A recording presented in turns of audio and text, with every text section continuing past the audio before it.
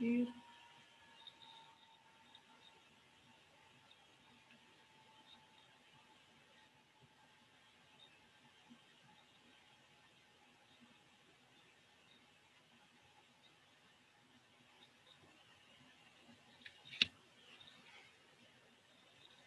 Ahí vamos.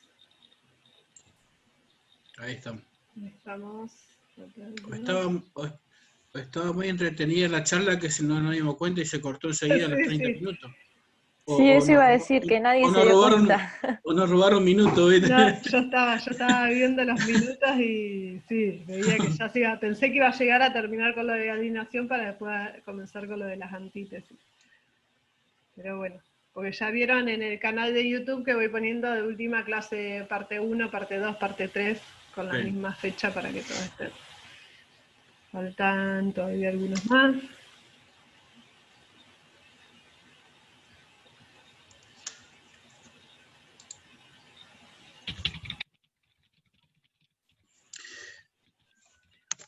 Ahí, profe, ¿la alineación sería entonces resistirse a las reglas de la comunidad?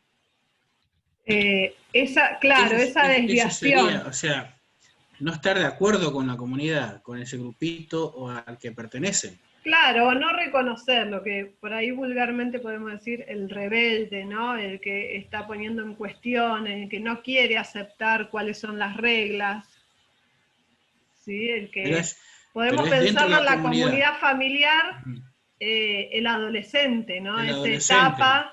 Justo estaba pensando en eso, en la etapa del adolescente que Es rompe algo, la regla o quiere romper y que está dentro. Sí, claro, volviendo a la clase grupo, anterior, es algo natural, que siempre va a haber el que no, el que critique, el que se oponga, ¿no?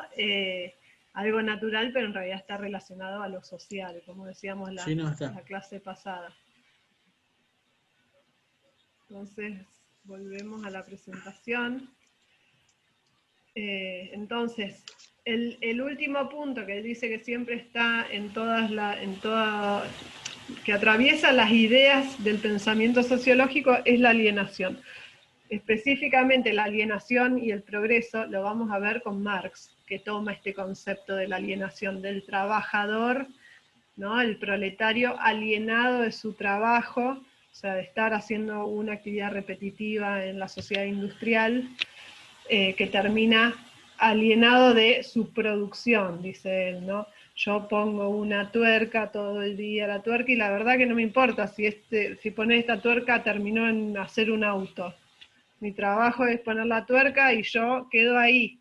No puedo ver todo el desarrollo de una línea productiva y saber que mi trabajo fue parte de armar un auto, ¿no? Esto lo vamos a ver después con Marx. O sea, todas estas categorías, comunidad, autoridad, estatus, lo sagrado, vamos a ver que están siempre presentes y han persistido además a lo largo del tiempo en los distintos estudios de la sociedad, de la disciplina de la sociología. ¿Sí? Creo que no faltan más, ahí avisaron que alguien se quedó sin megas, así que creo que estamos todos, ¿no? Sí. Entonces, ahora, él dice, bueno, estas ideas que vimos ahora, del lado izquierdo, comunidad, autoridad, estatus, sagrado, alienación, lo vemos en esto, en la sociedad tradicional, en el orden antiguo, como decía Bernardino. ¿Sí? En la historia del pensamiento ya se venía hablando de eso. ¿Y qué pasa cuando comienza la modernidad y se instaura la sociología? Estas categorías ya no le quedan a la sociedad moderna europea, ¿no? Esto que yo les digo, cuando nacieron las ciudades, cuando se van complejizando las relaciones sociales, porque empezamos a vivir en conglomerados más poblados, con relaciones sociales más complejas a través del trabajo, porque piensen ustedes que antes el siervo cultivaba un pedazo de tierra y le daba un diezmo al señor feudal que lo protegía, pero cultivaba su tierra, producía, tenía su alimento, le daba una parte al señor feudal y estaba más en contacto, era una comunidad rural donde casi un pueblo era una familia extendida, ¿no? Imagínense la Europa medieval de las películas, El nombre de la rosa y demás. Eran todos conocidos, las relaciones sociales eran más simples, por decirlo de alguna manera. Llega la modernidad, empiezan a formarse las ciudades, aparece el trabajo asalariado, es decir, que yo trabajo y no me llevo el producto de mi trabajo, me llevo un salario a cambio. Entonces empieza a complejizar la relación social, no solo social con otras personas, sino también con todo mi entorno. La familia empieza a desmembrarse, es decir, se va reduciendo a la familia nuclear, empiezan a haber lazos afectivos más entrecortados, menos esto de la gran familia extendida que era casi todo un pueblo. Entonces eso hace que los pensadores de esa época digan, bueno, el concepto de comunidad tiene que ser reemplazado por el de sociedad. ¿En qué se diferencia la comunidad de la sociedad? Justamente en esto, en que los lazos sociales son muchos más complejos, ¿sí? Entonces se va reemplazando la categoría de comunidad por la de sociedad. En cuanto a la autoridad, esto, un pueblito, donde en general, ¿quién tenía la autoridad? El cura de la iglesia. Piensen que no existía el Estado, que no había un alcalde del pueblo, un intendente, en la edad medieval, ¿no? Entonces, tal vez el máximo guerrero era la autoridad, o esto que yo les digo, el cura, el padre de la iglesia, que era quien decía que estaba bien y que estaba mal, cómo debíamos comportarnos como comunidad.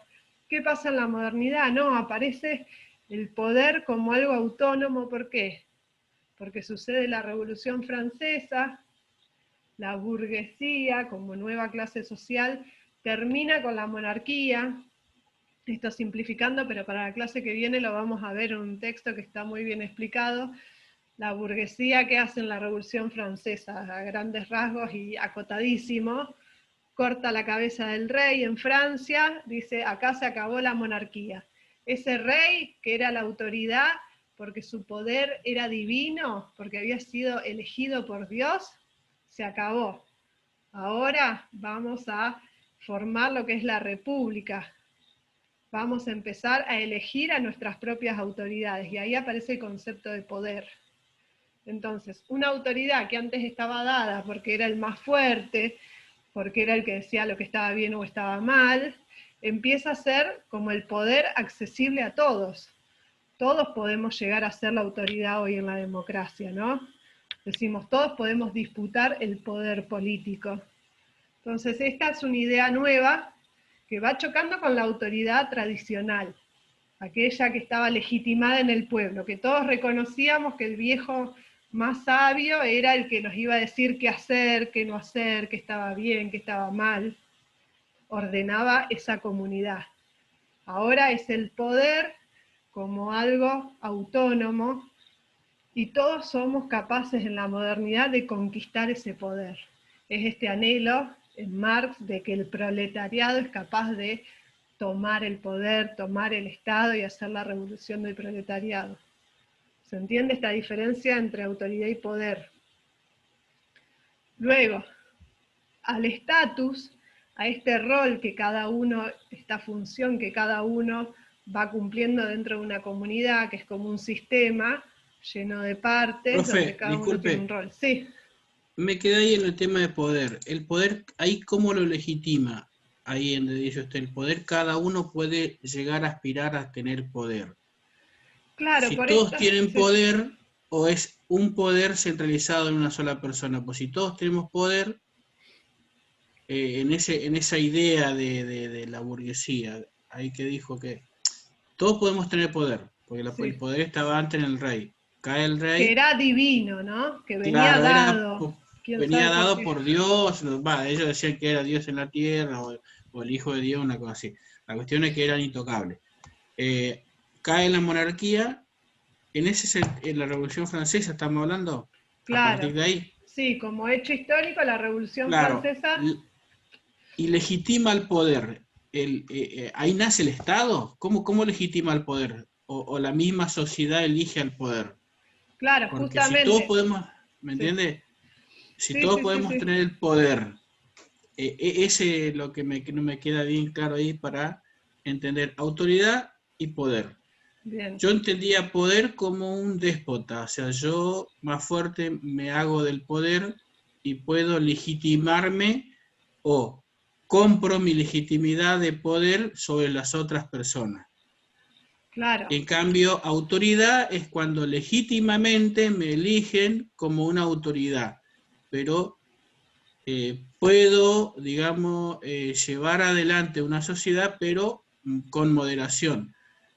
Vamos a hablar poder hoy, siglo XXI, ¿no? Claro. Poder, yo entendía por ejemplo, un presidente como Corea del Norte, el muchacho este que tiene poder absoluto, si bien tiene legítimo el poder, pero hace lo que quiere y nadie le dice si está mal o está bien. Y autoridad vendría a ser un gobierno elegido democráticamente, legítimamente, dado el poder para que gobierne. Y a la vez es controlado ese poder. Esa es la diferencia entre autoridad y poder. Si vamos, por ejemplo, al ejemplo de Corea del Norte, Sí, ese poder que tiene el sí. primer ministro, no me acuerdo cómo se llama, Sí, en Yu realidad, Tung, no sé, un nombre raro. claro, Kim Jong-su, no sé. en realidad está muy basada en una autoridad legítima, basada en la tradición. Tiene, para nosotros como occidentales, frente a los orientales, todavía ese poder, digamos, tiene mucho vestigio de la autoridad basada en la tradición, ya sea por la rama familiar que viene, no me Sí, quiero meter sí, que específicamente creo porque que no es sé. el nieto, no sé, Entonces, en el realidad, creador de Corea. como occidentales nosotros lo vemos mucho más como medieval o del pasado, porque su Claro, autoridad está pero, basada en un montón de elementos tradicionales que lo legitiman. Para nosotros hoy el poder se adquiere a través de mecanismos legales, y ahí está la claro, diferencia entre legitimidad, es decir, lo que claro, todos aprobamos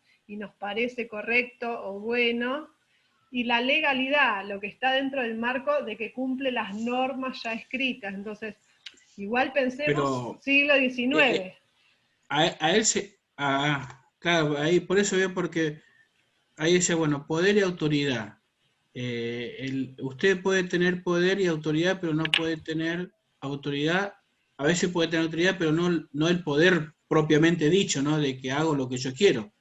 Usted puede tener autoridad, pero no poder. Esa es la diferencia, puede ser. Es que en Porque realidad tiene. se establece con la Revolución Francesa de que Sí, podemos acceder al poder cumplimentando ciertas características. Obviamente, 2 siglos atrás no eran las mismas de hoy, que hasta las mujeres podemos acceder al poder político, ¿no? sí. Entonces, en la Revolución Francesa, que es una revolución que hace la burguesía, lo que hace es decir, bueno, antes venía dado, la autoridad venía dada porque creíamos que Dios había elegido a Pepito para que sea nuestro rey y todos lo alabábamos. Sí. Depuesto el rey, terminada la monarquía y pasado el poder político a la burguesía, era como empezamos a establecer la república, normas escritas, jurídicas, que el que puede acceder al poder es si en la Eso sería Cámara. la legitimidad, digamos, del poder, sería eso. Lo que Claro, pero legitima a el ese poder poder. está basado en una legalidad que antes no existía en la sociedad medieval. Claro. No había No, está reglas bien. No, está escritas. bien. Sí. Es No era. justamente moderno todo el aparato jurídico que hace que podamos acceder al poder y que sea casi igual para todos, ponele, ¿no? Obviamente pasaron 2 siglos y no Yo digo sigue porque siendo igual. acá como autoridad, la antítesis, o sea, lo contrario de autoridad es poder. Ajá. Algo así, lo que dice el Piense que señor son este. ideas. Antes Sí, lo que organizaba a la sociedad, acuérdense que la autoridad lo que hace es organizar, establecer un orden dentro de la sociedad, decir lo que está bien, lo que está mal, lo que hay que hacer, lo que no hay que hacer. Antes era la autoridad que era legítima, reconocida por todos, y ahora aparece la idea de poder, y esta es una idea que van a retomar los autores sociólogos en la modernidad, que sale justamente de esta idea de la Revolución Francesa, de que podemos establecer la república, dividir los poderes, el poder legislativo, el poder ejecutivo, el poder judicial, ¿sí? Y ordenar la sociedad a través de esos diferentes poderes. ¿Sí? El poder judicial, que toma todas las reglas y demás, el poder parlamentario, el poder legislativo, que va a escribir todas esas reglas y nos va a ordenar como sociedad, y el poder ejecutivo, que ejecuta, que implementa, ¿no?, las acciones para ordenar la sociedad. Piense que son ideas que van apareciendo. Cuando nosotros leemos por ahí autores anteriores, no hablan específicamente de poder. Uno dice de Platón, y sí, hablaba de las jerarquías, pero estaba más basado en una idea de autoridad. Y ahora aparece esta idea de poder como algo que se puede alcanzar, y igualdad, ¿no? La Revolución Francesa decía igualdad, fraternidad y libertad. Eran sus tres ideales.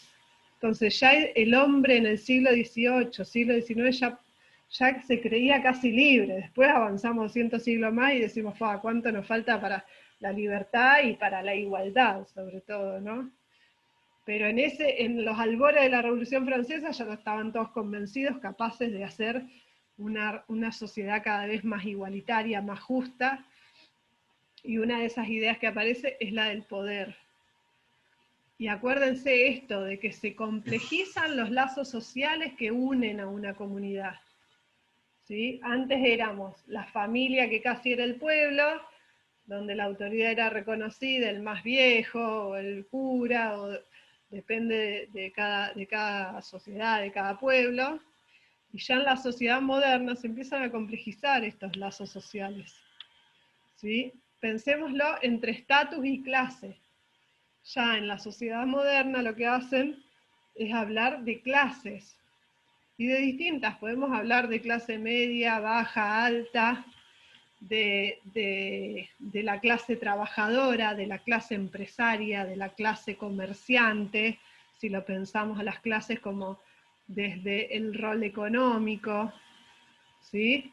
Entonces ya no es solo el estatus del lugar que va a ocupar cada uno, sino que al masificarse todo, pertenecemos a un estrato dentro de la clase, dentro de la sociedad, que sería esta clase, ¿sí?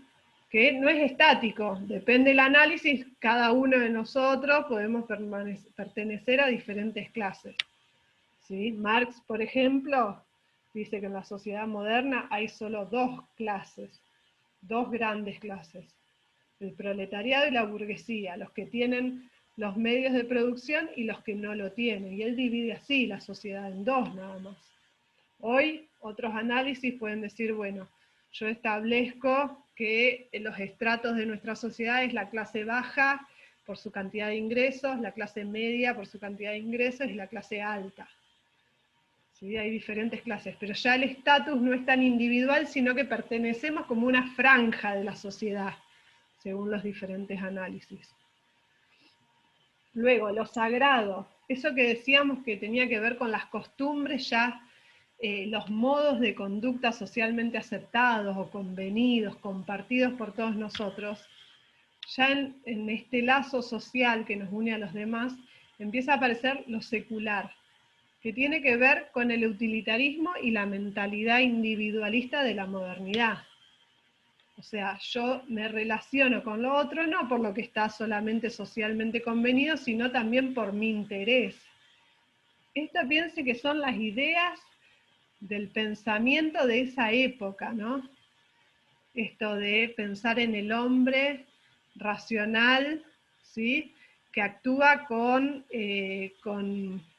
ay, no me sale ahora la frase típica de economía, ¿no? El actor racional que actúa por los fines, ¿sí? Como esta acción utilitaria, que todo lo que yo haga y decida va a ser racional, que no va a estar atravesado por las emociones, y todo lo voy a hacer en pos de mi beneficio, de manera utilitaria. ¿Sí? Entonces los lazos sociales empiezan a complejizarse también en ese sentido. La acción con arreglo a fines, es decir, que a mí me importa el objetivo de la acción y no tanto lo socialmente convenido. Empieza ese individualismo. Ustedes piensen que había mucha fe en esto, en el progreso, en el hombre racional, en el hombre que iba a construir una sociedad moderna, próspera, donde todo iba a ser mejor, donde según la Revolución Francesa íbamos a ser cada vez más iguales, ¿sí? Y por último, esta idea de progreso, que obviamente atraviesa la modernidad, que tiene que ver con el progreso tecnológico de la máquina a vapor, la implementación de la complejización del proceso productivo, de la manufactura.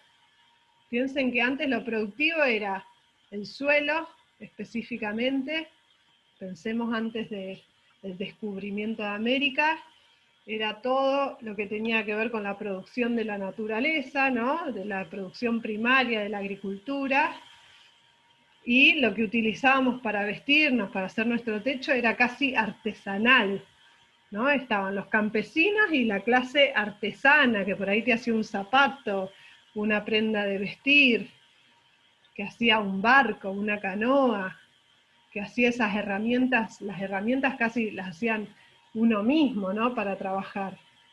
Y en el progreso empieza a complejizarse todo eso. Aparecen los comerciantes, esto del intercambio y sacar beneficio del intercambio, de que yo no produzco lo que vendo, muchas veces revendo lo que otros produjeron. Empieza esta idea del progreso. ¿Y cómo se relaciona con lo de la alienación? Hay autores, dice Nisbet, que llegan a hablar de la enajenación del hombre de sí mismo. O sea, ya no hay casi conciencia del hombre en sí mismo. Y ahora cuando veamos en la última parte del texto, esta idea de progreso, algunos autores la van a ver como buena, como algo que va hacia adelante, y otros van a ver como algo muy dañino al hombre, que terminamos enajenándonos de nosotros mismos, y que bueno, que a partir de esa enajenación vamos a poder construir otro orden social posterior a la modernidad. ¿Sí? Entonces, estas son las antítesis que aparecen en el pensamiento del orden antiguo, tradicional, y cómo a medida de que se complejiza la sociedad, en la modernidad, ¿sí? Aparecen estas categorías nuevas, ya no hablamos de comunidad como algo chico, ya no hablamos de la autoridad solo legitimada por el orden, sino de esta posibilidad de acceder al poder, ya hablamos de clases, de sociedades más masivas, más grandes, o sea, ya no es el estatus de un individuo, sino que pertenezco a una clase, me identifico con muchos otros y tenemos características comunes, de pasar del vínculo ya preestablecido que venía dado con las normas a algo más secular. Pensemos en las leyes que nos rigen nuestras conductas, que las tenemos incorporadas, pero a veces son tan complejas que están escritas, ¿no? Hay mucho de lo que hablábamos la clase pasada, que aparece, es específico de la modernidad, el Estado y el aparato jurídico, empezar a escribir todas las normas. Antes eran mandatos que se pasaban de generación en generación, como diciendo, bueno, estas son las reglas, al más viejo se lo respeta, los niños tienen este rol en la sociedad. Hoy, imagínense que tenemos que hacer leyes de protección de la niñez, como hablábamos el otro día, para que no trabajen. O sea, que no alcanza con lo socialmente convenido, que es tan compleja la sociedad que hay situaciones que llevan a que los niños trabajen, y hubo que escribir, y a nivel internacional, o sea, no solo de nuestra propia comunidad, nuestra región o nuestro país, sino a nivel internacional para toda la población del mundo, hubo que escribir que los niños no deben trabajar, que es su derecho jugar, tener una infancia de determinada manera. O sea, cuánto se ha complejizado la sociedad, ¿sí? Y por eso muchos autores hablan de este progreso que no siempre es beneficioso, hasta puede ser dañino, que nos termina enajenando de esta forma, de que necesitamos que alguien a nivel internacional escriba y ordene que está prohibido que los niños trabajen. Imagínense. Hay una parte que él dice que todo esto de la modernidad, el avance tecnológico, industrialización, burocrática y racional, es totalmente contrario al pensamiento sociológico. Dice. ¿Eso qué significa? ¿Que la sociología está en contra de todo lo que es la modernidad, todo lo que es el avance, todo lo que es la tecnología? Es como que esclaviza al hombre. Sí, eso hay muchos autores que ven el desarrollo europeo como que termina desmembrando la sociedad.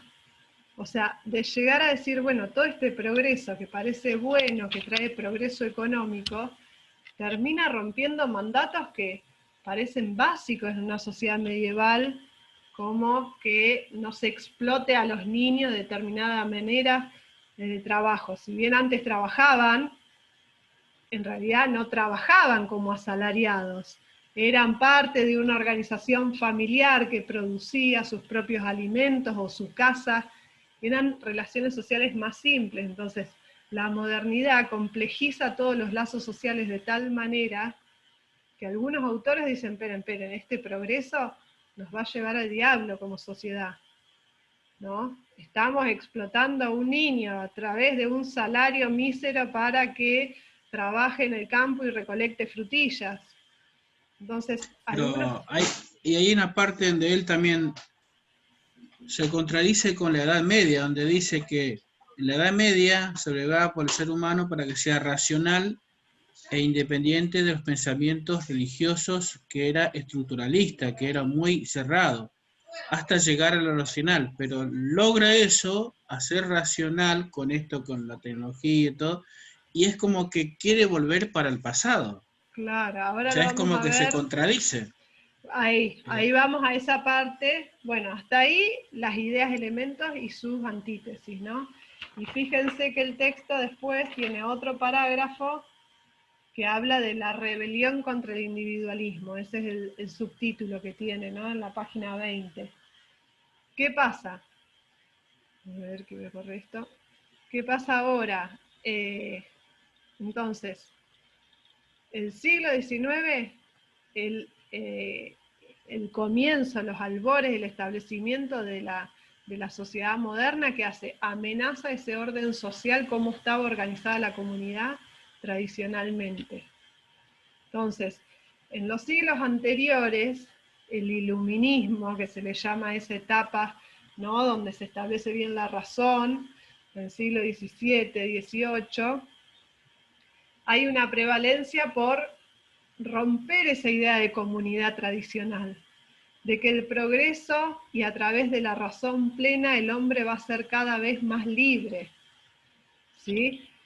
Hay una tendencia, siglo XVII, XVIII, que el autor dice nuevas aspiraciones morales y políticas hacia la liberación, como que la comunidad, en ese sentido, era como la vanguardia era romper con la comunidad, con esos lazos tradicionales, entender que la razón nos va a permitir organizar la sociedad de una manera nueva y que el individuo, aquel que estudia, que accede al conocimiento, va a ser cada vez más libre, cada vez más autosuficiente. Hay como un espíritu y una fe de avance muy fuerte. Pero una vez que la sociedad moderna se establece, ya en el siglo XIX empiezan a verse las miserias de esa sociedad moderna. Parecía que íbamos a una liberación total, pero empezamos a ver que el proletariado no la pasa tan bien siendo libre, es decir, no poseyendo su tierra, sus herramientas y yendo como hombre libre a vender su fuerza de trabajo. Tiene su lado negativo. Yo siempre hablo de que este quiebre entre la sociedad tradicional y la sociedad moderna, hacia el siglo XVIII, XIX, y lo que nosotros estamos viviendo en el siglo XXI, con la revolución tecnológica de la tecnología de las comunicaciones, ¿no?, estas nuevas formas de relacionarnos en un mundo virtual, por ejemplo, marca un hito en la historia del hombre tan fuerte como ha sido este traspaso de la sociedad tradicional a la moderna. Entonces yo muchas veces es como que comparo el siglo XXI, que muchos le empiezan a llamar la posmodernidad, la sociedad de la información, como una nueva sociedad, nos organizamos de una manera diferente ahora, nos relacionamos con otros de una manera diferente, a través de las redes sociales, a través del teléfono, a través del cable, de internet. Piensen que en la modernidad esto no existía. Entonces, ese quiebre tan grande reorganiza nuestra sociedad, ¿no? Cuando decimos que los vínculos familiares ahora son otros, que por ahí en vez de ir a hablarle a mi papá, le mando un mensajito de WhatsApp. Entonces los vínculos cambiaron, la sociedad va cambiando, y hay quiebres muy importantes. Entonces, había muchísima fe, como lo hay hoy, en que las tecnologías de la comunicación nos van a hacer más libres, que podemos comunicarnos con el que está al otro lado del globo en un instante, de que todo es instantáneo, de que podemos consumir, comprar, trabajar sin tener que trasladarnos. Qué bueno, no hace falta que perdamos una hora de traslado hacia el trabajo. Hay cosas positivas, o hay quienes ven cosas positivas, y hay otros que dicen, no, esperá. Antes el padre se sentaba frente al hijo y le decía lo que tenía que hacer, o lo retaba y le decía que eso estaba mal, y el hijo aprendía. Y hoy no hay cómo controlar a los pibes, porque los pibes en la internet son libres y nadie los puede controlar. O sea, siempre que hay un establecimiento de una sociedad tan nueva, hay quienes profesan que es buenísimo, y hay quienes reaccionan y dicen, no, esperen. Antes la autoridad del padre estaba bien establecida. Hoy, en el desastre que son las familias, no hay quien mande, y los pibes son un desastre. Se entiende que siempre están las dos caras de la misma moneda. O sea que ahora estamos como queriendo volver para atrás, porque el pibe está todo el día con el celular, se sienta a la mesa, come, y se levanta los platos, y si lava, y si no se va, y no da boliza a nadie. Claro, y uno dice, ¿dónde quedó la familia? Entonces, pasaba lo mismo, en el siglo XVII, XVIII, había esta fe plena de que el progreso, formar las ciudades, las empresas que se formaban y eran exitosas y demás, iba a ser la liberación. Esto, los ideales de la Revolución Francesa, libertad, igualdad y fraternidad, parecía que ya estaban ahí, a pasitos nomás, de que la humanidad iba a ser mejor, de que ya el mundo estaba interconectado. Europa había descubierto América y había facilitado todas las relaciones comerciales con Occidente y con Oriente. Parecía que era lo mejor. Ese racionalismo individualista era como lo mejor que iba a pasar. Pero en el siglo XIX ya los efectos negativos se empiezan a ver. Bueno, la sociedad de la ciudad no era tan linda como decían. El obrero asalariado, pobre, que de pedo llega a tener dónde alquilar una piecita, de que se separó de su familia, que se quedó en el campo, de que empieza a consumir alcohol, porque es algo que lo lleva en sus prácticas, sus nuevas prácticas de trabajo, a estar alienado, a salir de trabajo quemado, ¿no? Como decimos hoy de las personas que trabajan en una fábrica 8 horas y que salen tan quemados que caen en la droga. Entonces, se empiezan a ver esos vestigios de la parte negativa de la sociedad moderna, que es ahí cuando surgen sobre todo los sociólogos, ese interés de estudiar la sociedad y decir, che, esperen, este orden social no sé si es tan lindo. Y algunos empiezan a decir, no, hay que volver a la sociedad anterior, como decíamos ahora. Familias eran las de antes, donde el padre establecía la autoridad. Entonces empieza a haber esa reacción y decir, no, este racionalismo individualista no nos va a llevar a la libertad y a la igualdad. Está trayendo consecuencias negativas. ¿Sí? Entonces, este orden tradicional se ve amenazado por la modernidad, y ahí en la modernidad empieza a haber diferentes caminos. Los que dicen, no, che, la razón, la verdad nos está llevando por un mal camino, o los que empiezan a decir, bueno, no es tan malo, pero lo que necesitamos hacer es armar un nuevo orden institucional. Entonces, todo eso que antes la comunidad se regulaba por las costumbres, por la legitimidad de la autoridad, por el estatus y demás, hay que armar algo que sea igual, pero en la sociedad moderna.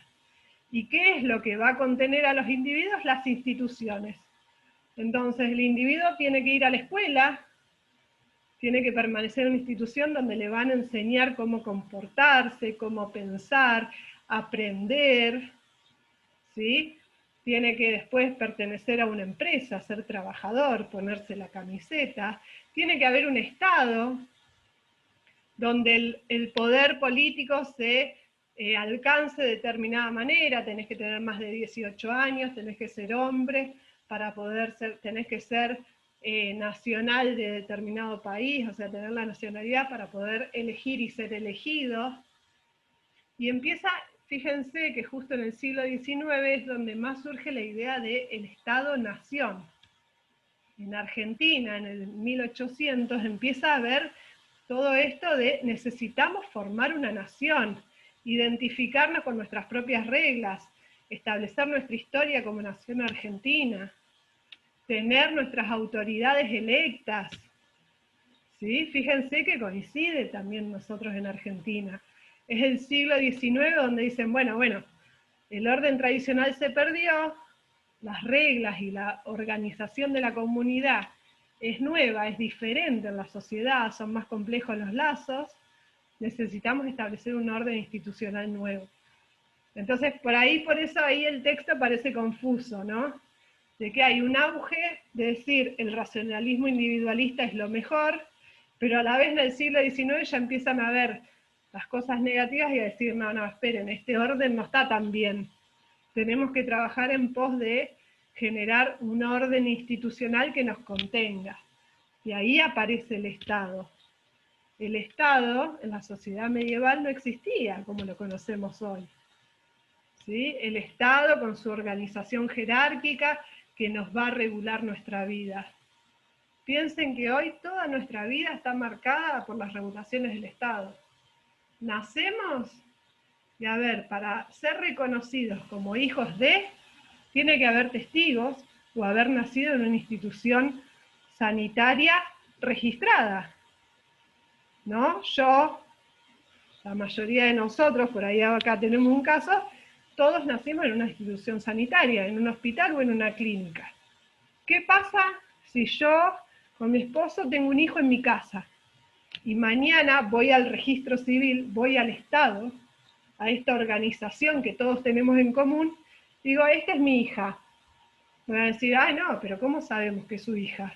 El Estado indica que los niños, las niñas deben nacer en un hospital o en una clínica.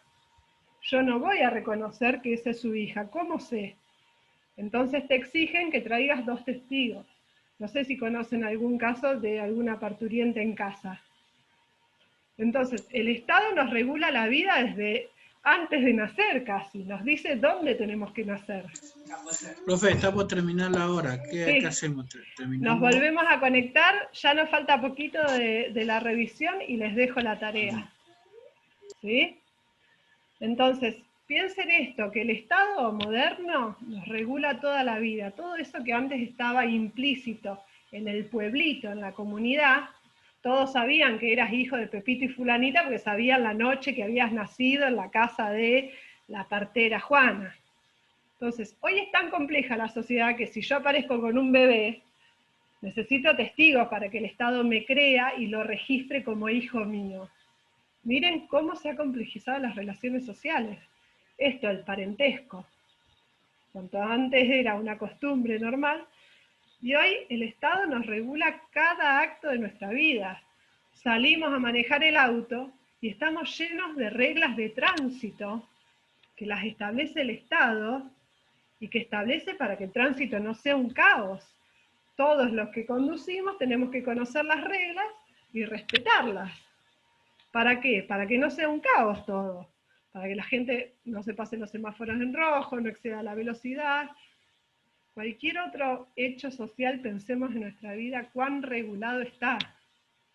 Queremos tener una casa, tiene que estar registrada, si somos propietarios, tiene que estar registrada esa propiedad, ¿no? Y hay todo un archivo de todas las propiedades, de la vivienda, ¿no? De la tierra, todo eso está registrado por el Estado, ya es tan complejo que no es ocupo un pedacito de tierra.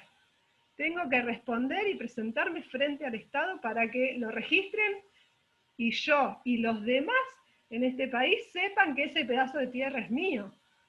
¿Se entiende lo que implica la modernidad, de cómo se complejiza todo y cómo se empiezan a necesitar otros órdenes institucionales que antes eran supuestos que ya estaban establecidos en esa comunidad pequeña que yo les decía, piensen en un pueblo medieval, rural, donde la familia era casi todo el pueblo, donde los lazos sociales, las relaciones sociales eran mucho más simples.